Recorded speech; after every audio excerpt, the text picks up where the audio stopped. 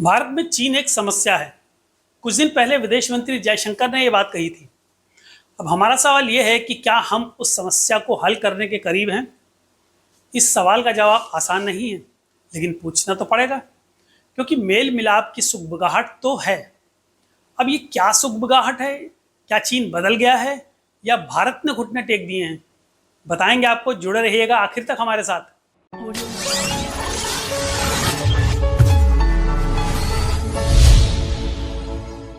नमस्कार, मैं अमित राज। पिछले कुछ दिनों में घटी घटनाओं के लिए शुक्र मनाया जाए कि पहले तो भारत और चीन के प्रमुख अधिकारियों ने रूस के सेंट पीटर्सबर्ग में मुलाकात की। दोनों ओर के दिग्गज, भारत के राष्ट्रीय सुरक्षा सलाहकार अजीत डोभाल और चीन से विदेश मंत्री वांग यी, दोनों ब्रिक्स कार्यक्रम के लिए रूस में थे। सीमा गतिरोध पर चर्चा के लिए उन्होंने अलग से एक बैठक की और ऐसा लगता है कि उनकी बैठक अच्छी रही। भारत और चीन ने अलग अलग बयान जारी किए। दोनों ने संभावित समाधान का संकेत दिया। भारत के बयान में सैनिकों को तत्काल हटाने का आह्वान किया गया है और हम इसे तत्काल करना चाहते हैं। और चाइना के बारे में क्या? उन्होंने विशेष रूप से सीमा का उल्लेख नहीं किया, लेकिन उन्होंने कहा है कि चीन द्विपक्षीय संबंधों में सुधार चाहता है, तो ये पहला विकास है। दूसरी बात हुई जब भारत के विदेश मंत्री एस जयशंकर ने सीमा को लेकर बात की और उन्होंने ये भी कहा कि प्रगति हो रही है, बातचीत चल रही है, हमने कुछ प्रगति की है। आप कह सकते हैं कि लगभग 75% डिसएंगेजमेंट समस्याएं हल हो गई। Negotiations are going on. We made some progress. I would say roughly you can say about 75% of the disengagement problems are sorted out. We still have some things to do. हमें अभी भी कुछ काम करने हैं। वे कहते हैं 75% का समाधान हो गया। जयशंकर का बयान थोड़ा अस्पष्ट था, लेकिन एक पैटर्न उभर रहा है। इस रिपोर्ट पर भी एक नजर डालें। भारत और चीन सीधी उड़ानें फिर से शुरू करने पर विचार कर रहे हैं। हाल ही में भारत के नागरिक उड्डयन मंत्री ने चीनी अधिकारियों से मुलाकात की और एजेंडा था सीधी उड़ानें फिर से शुरू करना। भारत ने महामारी के तुरंत बाद 2020 में सभी उड़ानों को रोक दिया था। इससे पहले भारत और चीन के बीच हर महीने 500 से अधिक सीधी उड़ानें संचालित होती थी। महामारी ने हवाई यात्रा को रोक दिया। इसे एक अस्थायी रोक माना जाता था, लेकिन सीमा गतिरोध ने प्रतिबंध को स्थायी बना दिया। चीन भारत से इन प्रतिबंधों को हटाने का आग्रह करता रहा है। मुझे यकीन है कि यह इस बात पर निर्भर करेगा सीमा वार्ता कैसे आकार लेती है। अन्य महत्वपूर्ण बिंदु व्यापार संबंधों पर रहे हैं। भारत अपनी अर्थव्यवस्था को चीन से अलग करने में सक्षम नहीं है, लेकिन पिछले कुछ वर्षों में चीनी निवेश जांच के दायरे में रहा है।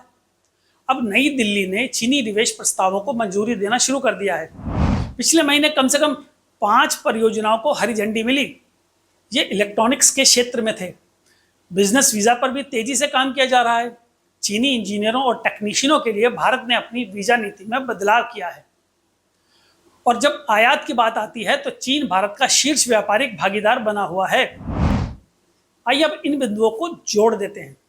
सीधी उड़ानें फिर से शुरू करने की वकालत, नए चीनी निवेशों की मंजूरी, वीजा में तेजी और अधिक आयात, ये सब आपको क्या बताता है? भारत चीन के लिए प्रतिबंधों में ढील दे रहा है, और वह भी कई मोर्चों पर। इसलिए सीमा गतिरोध को हल करने के लिए सही स्थितियां बनाने के लिए यह एक शांत बदलाव हो सकता है। लेकिन क्या उस मोर्चे पर कोई प्रगति हुई?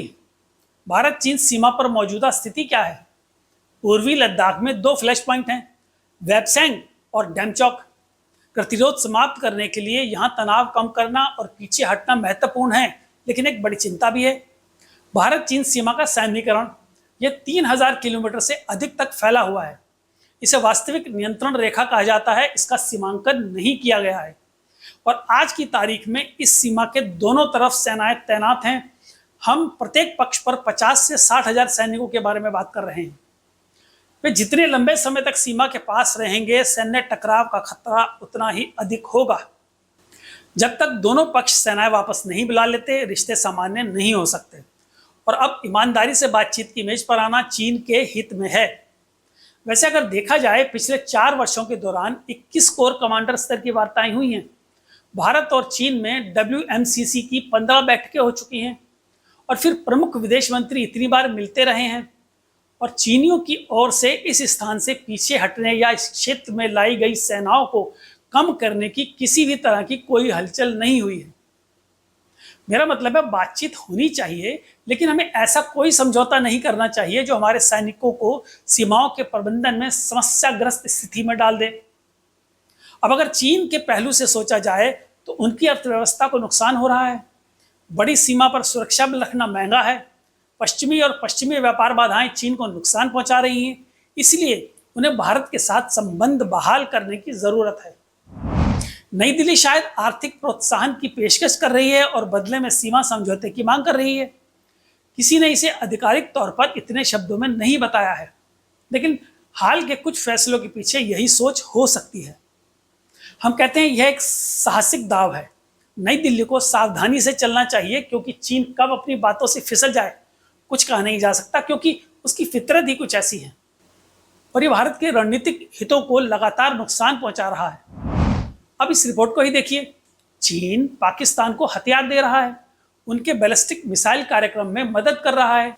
ये अमेरिका के अनुसार है। अमेरिका ने चीनी शोध संस्थान और पाकिस्तान को मिसाइल प्रौद्योगिकी की आपूर्ति करने वाली कई कंपनियों को निशाना बनाते हुए नए प्रतिबंधों की घोषणा की है। बहरहाल भारत न्यूनतम क्षतिपूर्ति के साथ गतिरोध को हल करना चाहता है। प्रधानमंत्री मोदी और राष्ट्रपति शी जिनपिंग के बीच मुलाकात की चर्चा जोरों पर है। यह अगले महीने रूस में हो सकता है, जहां दोनों नेताओं के ब्रिक्स शिखर सम्मेलन में शामिल होने की उम्मीद है। सीमा विवाद सुलझाने से इस बातचीत का रास्ता खुल सकता है। ये पहली बार नहीं है कि भारत ईमानदारी से प्रयास कर रहा है, और चीन को जानते हुए यह आखिरी बार भी नहीं हो सकता। चीन ये दबाव झेल सकता है। भारत के लिए उसकी अपनी समस्याओं के कारण दबाव झेलना मुश्किल होगा, क्योंकि भारत घरेलू विकास पर ध्यान केंद्रित करना चाहता है। हम जानते हैं इस बात को हजम करना मुश्किल है कि चीन की नीति में जल्द कोई बदलाव होने वाला है। हमें खुद को हर तरह से तैयार रखने की जरूरत है, चाहे वह अर्थव्यवस्था हो, चाहे वह सैन्य तैयारी हो, चाहे वो हमारी बाहरी भागीदारी हो। सभी क्षेत्रों पर हमें ध्यान केंद्रित करने की जरूरत है और किसी भी अज्ञात स्थिति के लिए खुद को तैयार रखना है। अगले कुछ सप्ताह महत्वपूर्ण होंगे। आप सबकी इस बारे में क्या राय है? हमें चाइना से समझौता करना चाहिए? अपने विचार हमसे जरूर शेयर कीजिएगा। आज के लिए बस इतना ही। अपना ख्याल रखिए, खुश रहिए। नमस्कार।